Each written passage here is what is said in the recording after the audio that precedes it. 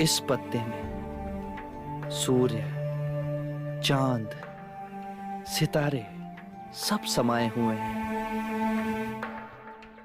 सूर्य के बिना इस पत्ते का अस्तित्व नहीं होता। बादलों के बिना वर्षा नहीं होती और वर्षा के बिना ये पत्ता नहीं होता। पृथ्वी, अंतरिक्ष, समय, मन सब इसमें समाये हैं। जैसे इस पत्ते का ना कभी जन्म हुआ, वैसे मेरा भी कभी जन्म नहीं हुआ। हम सब केवल प्रकट हुए हैं, इसीलिए हम कभी मृतक नहीं हो सकते, केवल अप्रकट हो जाएंगे। सारा ब्रह्मांड एक दूसरे से जुड़ा है और इसमें कोई द्वैत नहीं, अद्वैत है। प्रकृति का एक रूप ये पत्ता है, मैं हूं, हम सब हैं।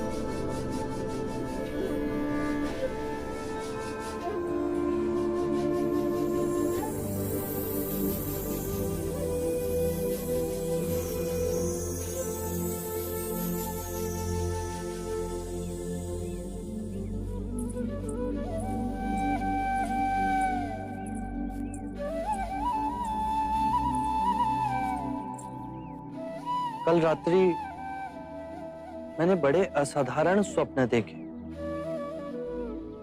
जो मुझे कुछ संकेत दे रहे थे।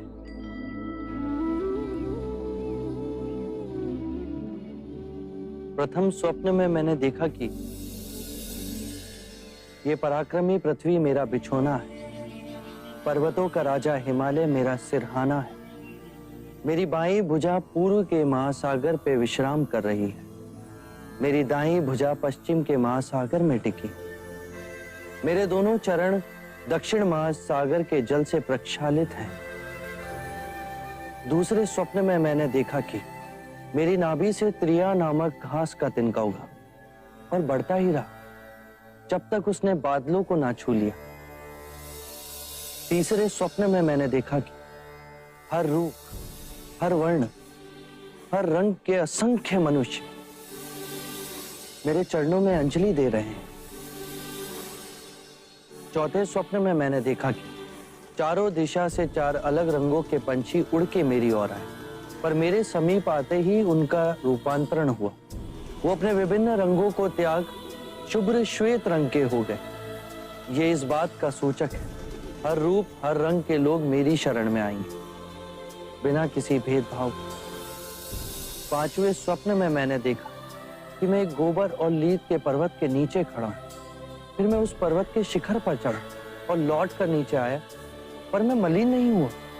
यह संकेत देता है कि मैं जीवन की दलदल में रहकर भी पुनीत रहूंगा।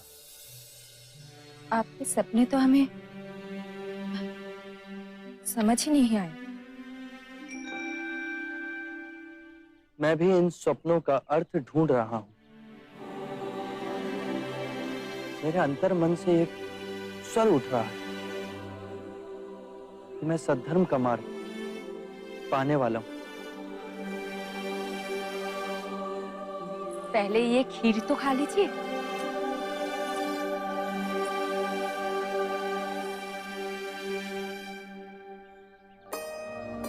इस सोने के पात्र में खीर भी आकस्मिक नहीं। मेरे पहले जिन्होंने भी सम्यक संबोधि प्राप्त की, उन्होंने भी उसे प्राप्त करने से पूर्व सोने के पात्र में खीर खाई होगी। क्या मैं भी महान बोधित्व प्राप्त करने वाला हूं? खाइए ना।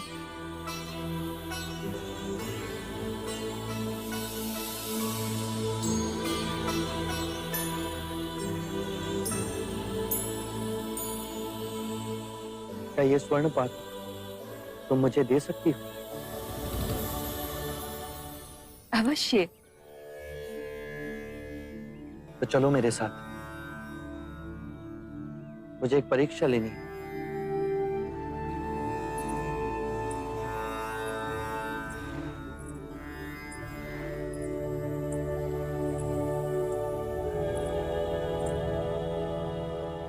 ये कैसी परीक्षा है?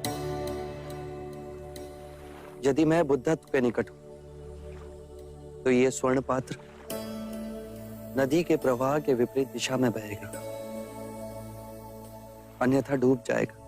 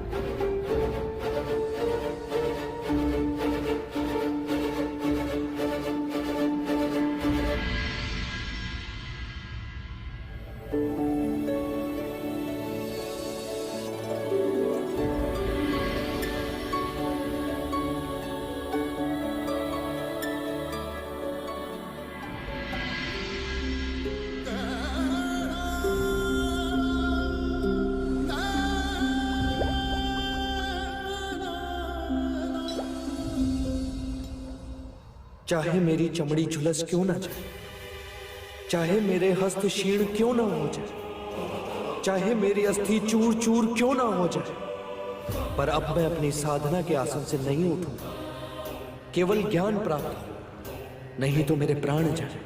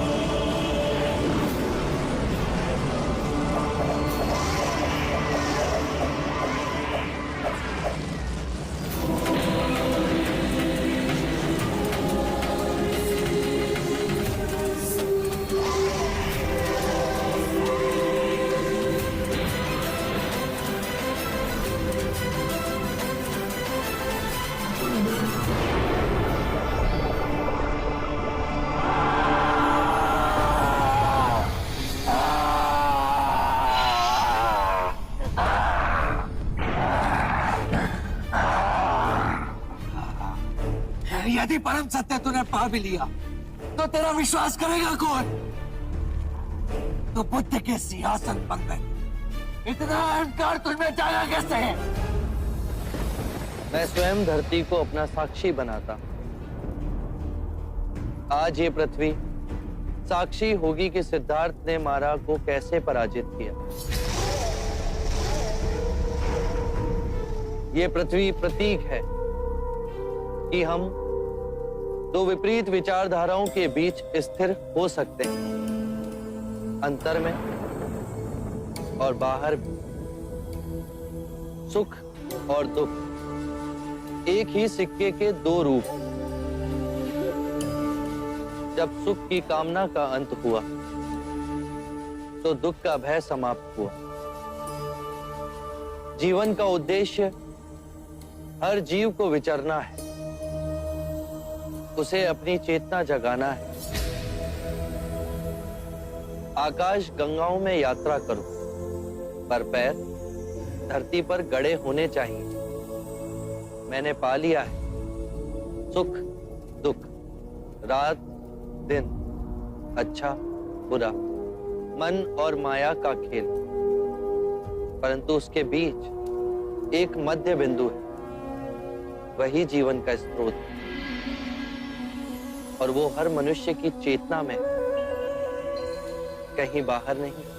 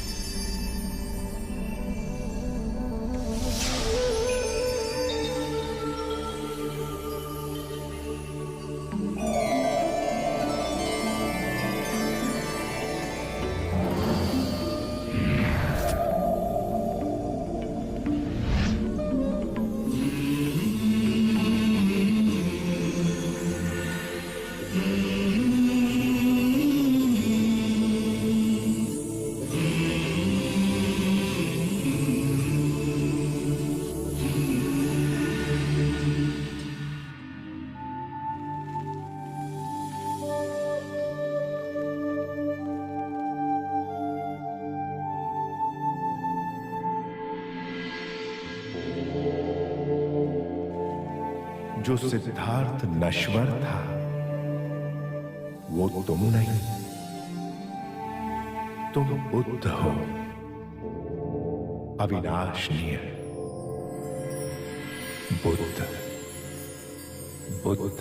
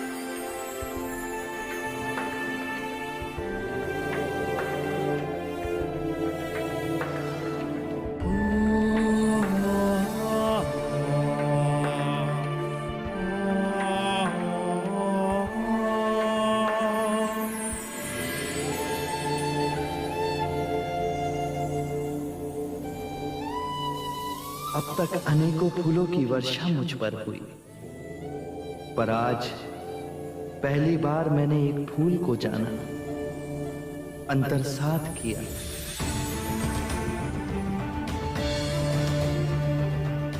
मैं जाग गया तो पूरी प्रकृति ही बदल गई। आज इतनी सघन शांति है जैसे अंतर के नीले आकाश से विचारों के सारे बादल छट गए। मैं भी तुम्हारी तरह स्वच्छंद हो गया। टूट गए सारे बंधन, मिट गए वो अंधेरे जिनमें इतने वर्षों भटका। गहरी नींद में सोया था और अब जाग गया। यदि मैं जाग गया तो सारी मनुष्यता भी जाग सकती है। सब जाग जाएं तो पृथ्वी पर शांति और सुख का नया अध्याय शुरू होगा।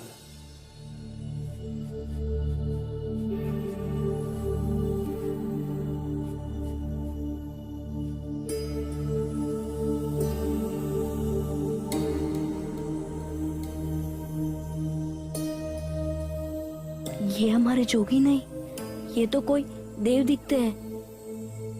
देखो देखो, उनके चेहरे से ही नहीं पर उनके पूरे शरीर से प्रकाश ही प्रकाश बह रहा है। मुनि को कुछ हो गया है। हे वृक्ष, जैसे माँ अपनी कोख में एक बीज को संभाल के उसे एक नया जीवन देती है, उसी प्रकार तुमने मुझे एक नया जीवन दिया। शत शत प्रणाम। जाके सुजाता दीदी को जल्दी बुला ला, कहना जोगी जाग गए।